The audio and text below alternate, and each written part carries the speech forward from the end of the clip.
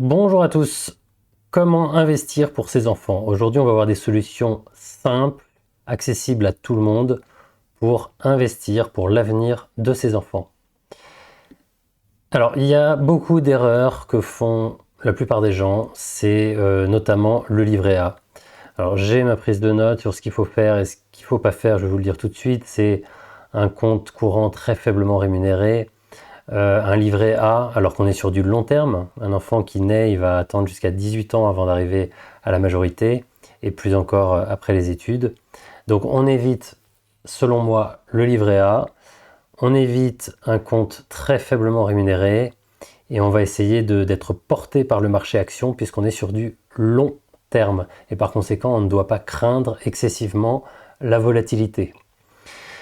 Alors euh, donc effectivement, l'argent dort, l'inflation le mange. On a l'argent qu'on ne fait pas travailler, eh bien, ce n'est pas bon.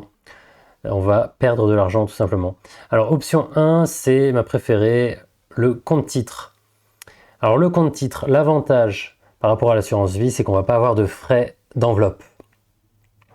Un bon compte titre, comme Boursorama, comme Fortuneo, il y en a plein. On ne va payer que les investissements, et encore avec les investissements programmés, notamment chez Trade Republic, on ne va payer que le spread. Donc il y a des frais extrêmement bas. Et puis on va détenir véritablement les actions, les ETF.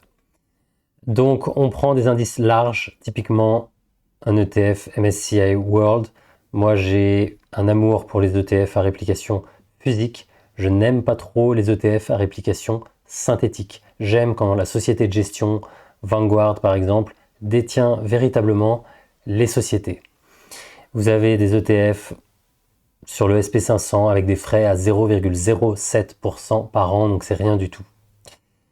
L'avantage, c'est que vous allez pouvoir en plus par enfant et par parent, donc ça fait, si je ne me trompe pas, 200 000 euros par enfant, même tous les 15 ans, si on tient compte des deux parents.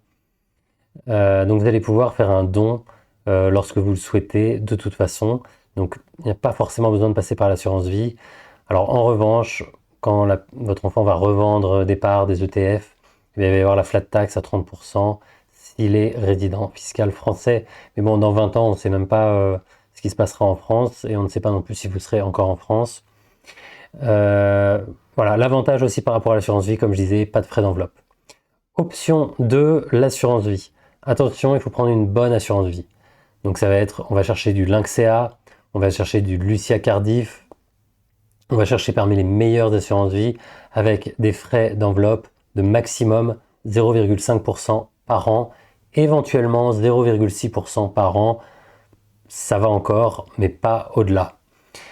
Il y a l'assurance vie en France, mais il y a l'assurance vie également au Luxembourg. C'est la même chose, il y a une neutralité fiscale, donc ça va être pareil, mais avec encore plus de garanties, avec le triangle de sécurité luxembourgeois.